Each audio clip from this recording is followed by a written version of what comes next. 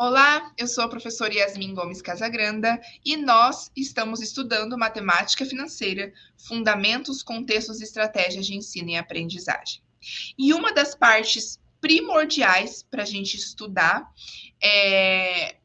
a matemática financeira são os fluxos de caixa.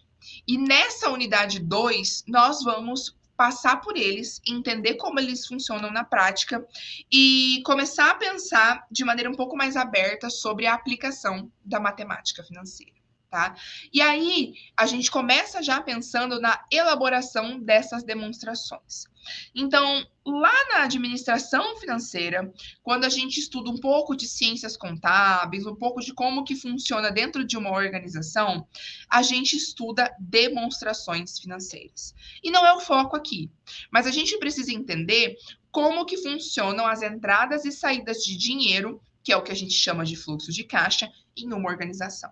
Primeiro, a gente entende ela de maneira voltada para organizações e depois, em um futuro, a gente vem falando sobre isso na nossa vida pessoal. Tá? Então, essa demonstração de fluxo de caixa é justamente, de novo, pensar num período de tempo, o que é que entrou e saiu de dinheiro e como que isso é analisado ali dentro e para quê, né? Então, motivos pelos quais aquele dinheiro entrou e saiu dali. E aí a gente tem 3 sessões que são muito importantes para a gente usar nesse estudo de finanças. Então, eu estou estudando fluxo operacional, fluxo de investimento e fluxo de financiamento. Eu tenho que pensar que são basicamente 3 funções importantíssimas que o dinheiro entra e sai, e a gente tem que pensar como que isso se dá dentro dessa dinâmica aí de cada uma das organizações. Tá? Então, se eu estou falando, por exemplo, do primeiro fluxo, que é o operacional, eu estou falando de como as operações acontecem. Então, qual é a dinâmica, para que entra dinheiro, por que sai dinheiro, e aí, na matemática financeira, a gente começa a olhar todas essas entradas, todas essas saídas e fazer os cálculos, enfim, que forem necessários, ou para uma análise de uma empresa, ou para os exercícios mesmo de matemática financeira. Tá? Então, falando do fluxo operacional, a gente tem essa figura aqui, e essa figura ela aparece com um fluxo operacional aqui em cima, né? Então, fluxo operacional como 1, fluxo de investimento como 2, e o fluxo de financiamento ele está aqui mais embaixo, né? E ele aparece para nós, tá? Nós temos, então, no meio de tudo isso, a entrada e saída de caixa, ele é justamente a conta caixa de uma empresa, então caixa mesmo, dinheiro que tem no caixa dessa empresa.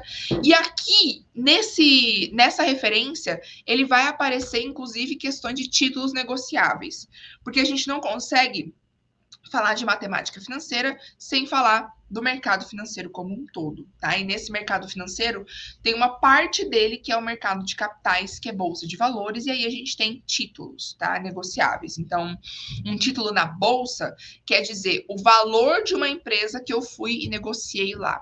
Então, se eu sou uma empresa muito grande, eu divido partes pequenas da minha empresa, minhas ações, meus títulos, e eu vendo isso no mercado. Então, as pessoas compram de mim partezinhas menores da minha empresa. E daqui a pouquinho a gente chega lá, tá?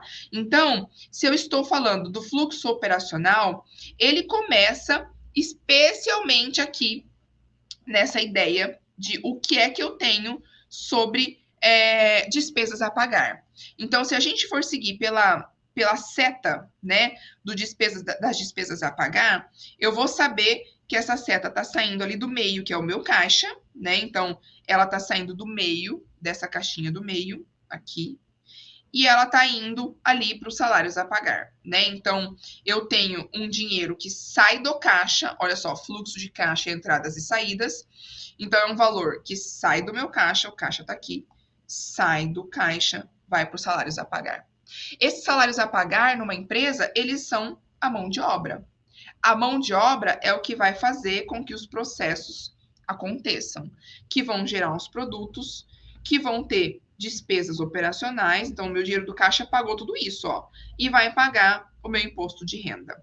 Caso eu tenha alguma restituição, esse dinheiro ele sai desse fluxo todo, ele entra aqui de novo no meu caixa, tá? Setinha saindo do caixa, saída de caixa, setinha entrando é entrada de caixa, tá? Então, outra questão, eu tenho então dinheiro do caixa de novo que sai para pagar fornecedores. Os meus fornecedores vão me dar as matérias-primas que vão me dar aqui de novo uma entrada nos produtos que eu estou tentando produzir. Eu tenho também saída de caixa para pagamento de despesas que também vão impactar diretamente nos processos ali de produção, né, do que eu estou produzindo. E eu tenho também saída de caixa que vai sair aqui para pagar despesas operacionais, nesse caso aqui são as financeiras, né, que está escrito aqui, a depreciação e despesas financeiras. Muito bom. Eu tenho também, então, que pensar que, a partir do momento que eu tenho esses produtos sendo vendidos, né, que está aqui, ó, receita de vendas, dinheiro que entrou das vendas que eu fiz. O dinheiro entra no caixa, ó, a setinha está entrando. Eu vou ter, com certeza, contas a receber dos clientes, que são pagamentos feitos para o futuro, então a prazo. E eu vou, quando esses clientes me pagarem, eu vou ter de novo entrada no meu caixa, tá? Dessas receitas aqui, ele vai para o imposto de renda também, para que eu tenho que pagar, né? Então, do meu fluxo, né, operacional de caixa, eu tenho entradas e saídas a partir do que eu estou tentando produzir. E é claro, né, gente, que isso vai ser flexível. Então, a depender, se eu não estou produzindo um produto em si, um bem material, se eu tenho um serviço, se eu tenho outros tipos de geração de receita, então eu tenho despesas financeiras que se eu sou uma instituição bancária, isso também entra como um serviço que eu ofereço, que também são produtos. Eu tenho o oferecimento de algum serviço de aula, alguma palestra, algum serviço de montagem de móveis, enfim, qualquer serviço que seja é aplicado a isso também, né? O dinheiro sai do caixa para pagar despesas, para pagar fornecedores, para pagar despesas financeiras, para pagar despesas básicas da organização, e ele entra o dinheiro no caixa quando eu recebo, quando eu vendo o produto, quando eu tenho produtos que são vendidos à vista, que entram agora no caixa, produtos que são vendidos a prazo. Então, isso vai depender de como é que a empresa se posiciona no mercado, tá? Então, a gente leva isso aqui como um padrão de como pode acontecer, e aí vai depender de como a empresa se posiciona, enfim, para a gente poder flexibilizar esse fluxo aqui operacional, tá? E aí a gente tem o fluxo de investimento. E nesse fluxo de investimento também está relacionado com o caixa, que está ali, né? No nosso meio aqui, ele é o caixa. Eu tenho o nosso ativo imobilizado e os nossos investimentos como organização. Nós estamos dando exemplo de uma organização em outras empresas, tá? Então, para o ativo imobilizado, o que é ativo imobilizado? Ativo imobilizado é tudo que eu tenho de fixo em uma empresa. Então, ativo imobilizado, máquinas, eu tenho prédio, eu tenho construções, eu tenho toda a questão material que é dessa organização, a gente chama de ativo imobilizado, tá? E esse ativo imobilizado, ele vai estar relacionado com as questões que eu preciso comprar e vender. Então, imagina que eu compro uma máquina para uma organização. Se eu estou comprando uma máquina, olha o caixa aqui no meio, o dinheiro sai do caixa e entra nesse ativo imobilizado. E se por acaso eu estou fazendo alguma mudança, ampliação, melhoria, e eu quero vender esse ativo imobilizado, então eu saio do ativo imobilizado, né, vendo ele, e o dinheiro entra no caixa. Então, é bem tranquilo de ver isso, né? Uma máquina que eu quero vender, o dinheiro entra no caixa. E se eu quero comprar ela, o dinheiro sai do caixa, né? Então, é isso que a gente chama de investimento de uma organização. E nesse exemplo aqui, ele está como o investimento mesmo no maquinário, enfim, no que eu preciso melhorar ali na organização, tá? Eu posso fazer, inclusive, investimento em participação em outras empresas. E por que aparece isso daqui? Porque se eu estou falando de empresas de qualquer tamanho, pode ser que eu queira investir em outra, né? Por isso que está no fluxo de investimento. Se eu quero investir em outra, eu vou comprar ações de outras empresas, por exemplo. Se eu estou comprando ações de outras empresas, caixa, que está aqui no meio, o dinheiro sai do caixa para comprar ações. Se eu quero vender, eu tiro o dinheiro das ações, vendo e o dinheiro entra no caixa. De novo, entrada e saída de caixa a partir das operações que eu estou fazendo. Tá? Então, esse é o fluxo de caixa de investimento. E aí, se eu estou falando do fluxo de caixa de financiamento, a gente tem o nosso caixa de novo ali no meio, aparecendo para nós, e nós temos o fluxo de financiamento relacionado a dívidas que a empresa pode ter ou do seu patrimônio, tá? Aqui no caso, patrimônio líquido apresentado para nós. Dívidas, primeira parte. Se eu estou tomando uma dívida, né? Então eu vou pegar um empréstimo, né, no mercado. Se eu estou pegando um empréstimo no mercado, eu como empresa, o dinheiro está entrando em caixa. Então eu estou empréstimo, por favor, qualquer instituição bancária me empreste um dinheiro. Tá entrando dinheiro, isso é a captação. Se por acaso eu paguei o meu empréstimo, deu tudo certo, paguei, quitação do empréstimo, aqui tá saindo dinheiro do caixa, eu estou pagando aquele meu empréstimo. Tá? No outro caso, que é do patrimônio líquido, que está mais ali embaixo, eu estou fazendo várias ações ao mesmo tempo, tá? Por patrimônio líquido, eu estou imaginando esse contexto aí de ações das empresas. Então, se eu tenho ações dentro do mercado, então agora sou eu que estou disponibilizando pedaços da minha organização para que as pessoas comprem. Então, eu tenho pedacinhos aqui da minha empresa e as pessoas querem comprar uma determinada quantidade de ações, né? E aí tem as regras específicas que não cabe aqui, né, nesse contexto dessa aula, tá? Mas eu estou disponibilizando no mercado ações para as pessoas comprarem, ok. Se eu estou vendendo ações, as pessoas compraram minhas ações, elas me pagaram dinheiro.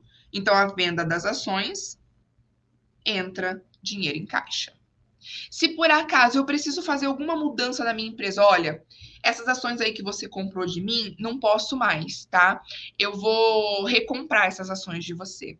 Para eu recomprar as ações, eu tenho que tirar dinheiro do caixa, ela tá saindo e tá entrando nessas ações, nesse patrimônio líquido. E, ó, me dá essas minhas ações aqui de volta, eu vou fazer uma reestruturação, te dou dinheiro, você devolve as minhas ações, tá? Esses papéis aí que a gente chama. Ou eu quero, e eu estou pensando agora que eu tenho acionistas. Então, quando a gente tem ações de alguma empresa, nós temos direito a dividendos. O que é isso? Dividendos são partes dos lucros das empresas, tá? Então, eu tenho ali um lucro no final do período, imagina que a empresa teve um lucro, e a depender da quantidade de ações, ela paga esse bônus, ou pode escolher pagar esse bônus, que são dividendos, para os seus acionistas.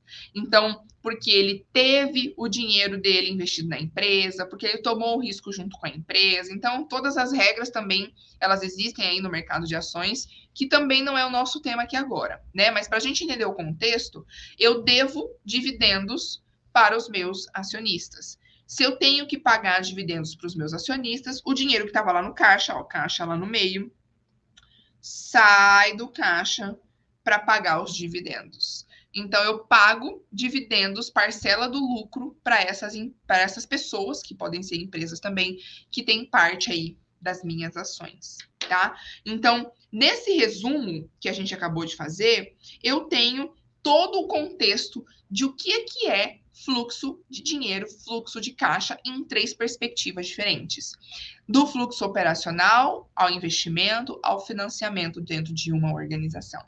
E se você parar para pensar, você vai ver que isso daqui é muito salvo, né, que nós, como pessoa física, não conseguimos, né, vender ações da nossa questão como questão pessoal, né? Nós não somos uma empresa, mas para tudo aqui a gente consegue fazer uma aplicação para a nossa vida pessoal. Então, quando eu quero investir em alguma coisa, entra e sai dinheiro.